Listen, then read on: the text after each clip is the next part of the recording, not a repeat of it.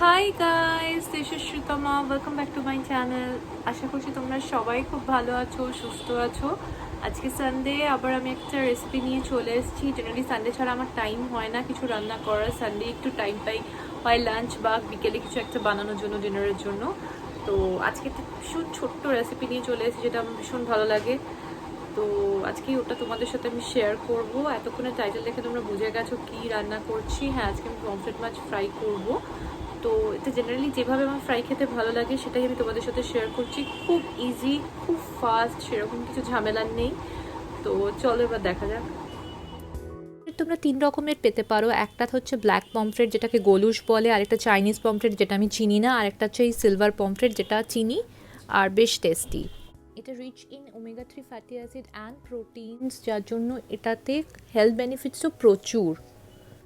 যারা ফ্রাই খেতে পছন্দ করো তারা আমার মতো এটাকে ফ্রাই বানিয়ে খেতে পারো, আদারওয়াইজ গ্রেভিও বানাতে পারো। মেন যে ইনগ্রিডিয়েন্টসগুলো লাগবে ম্যারিনেট করার জন্য সেগুলো ভীষণ সিম্পল আর মোটামুটি অ্যাভেলেবেল সবার বাড়িতেই। সেটা হলো গার্লিক, জিঞ্জার, ধনেপাতা, লঙ্কা, নুন, হলুদ।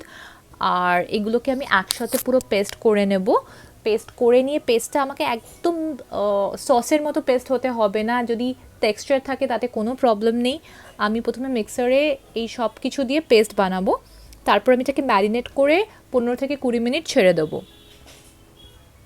12 থেকে 13টা মতো এখানে গার্লিক আমি নিয়েছি, আর জিঞ্জারগুলোকে আমি টুকরো করে নিয়েছি। একটা বড় সাইজ নিয়েছিলাম, ওগুলোকে আমি ছোটো ছোটো টুকরো করে নিলাম। ধনে পাতাটা দিয়ে দেবো, একসাথেই পুরোটা পেস্ট হয়ে যাবে, খুব একটা ঝামেলা নেই। মানে কেউ যদি খুব কুইক কোনো রেসিপি করতে চাও তাহলে এটা করতে পারো। তো এখন আমি এটাকে পেস্ট করে নেবো আগে।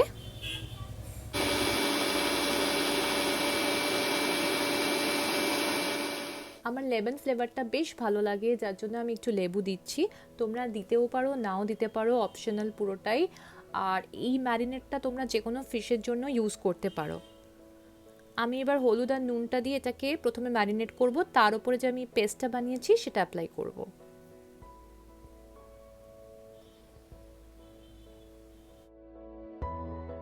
বাবা যখনই পমফ্রেট আনতো, বাবা ভীষণ ফ্রাইস খেতে পছন্দ করে, এরকম ফিশ ফ্রাই বা এরকম ভেটকি পমফ্রেট এইসব। তো মা জেনারেলি এরকমভাবেই ফ্রাই করে দিত। তো আমাদের এই ফ্রাইটাই বেশি ভালো লাগে খেতে।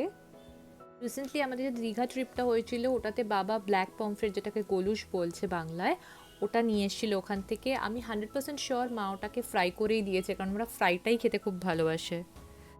এবার আমি জিঞ্জার, গার্লিক, চিলি, কোরিয়ান্ডার পেস্টটা দিয়ে এটাকে আমি ম্যারিনেট করে নিচ্ছি। যে কাটগুলো আমি করেছি ওর মাঝখানেও আমি ম্যারিনেটটাকে ঢুকিয়ে দেবো। আমি গ্রিন চিলি ইউজ করলাম, তোমরা যদি চাও কালারের জন্য রেড চিলি পাউডারও ইউজ করতে পারো। আমরা মোস্টলি ফ্রাইস বা এগুলোর জন্য কানোলা অয়েলই ইউজ করি। আজকেও ওটাই আমি ইউজ করছি ফ্রাই করার জন্য। এখানে আমি জাস্ট একটু কর্নফ্লাওয়ার উপরে দিয়ে দেবো ম্যারিনেটটার উপরে, যাতে একটু ক্রিস্পি থাকে। তোমরা চাইলে বেসন দিয়েও ফ্রাই করতে পারো।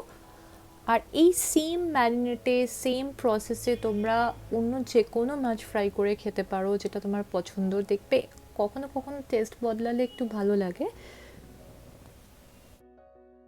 তেলটা গরম হয়ে গেছে, আমি ওর মধ্যে বসিয়ে দিয়েছি। আমি একটা একটা করেই করছি, ওল্টাতে আমার সুবিধা হবে বলে। একটা সাইড এটা ফ্রাই হয়ে গেছে, আমি আরেকটা সাইডকে উল্টে দিয়েছি। দিয়ে কিছুক্ষণ চাপা রেখে লো ফ্লেমে আমি এটাকে হতে দেবো। আমাকে ডেফিনেটলি কমেন্ট করে জানিও তোমাদের এই রেসিপিটা কেমন লাগলো, আর তোমরা কিসের সাথে ট্রাই করলে, পমফ্রেটের সাথে না অন্য কোনো ফিশের সাথে। আর পমফ্রেট যদি এইভাবে না খেয়ে থাকো, পমফ্রেটের সাথে ডেফিনেটলি এটা ট্রাই করে দেখো। আশা করছি তোমাদের ভালো লাগবে। এরকম কুইক অ্যান্ড সিম্পল রেসিপির জন্য আমাকে কমেন্ট করে জানিও, যদি তোমাদের ভালো লাগে আমি আরও আপডেট করব। Take care and good by.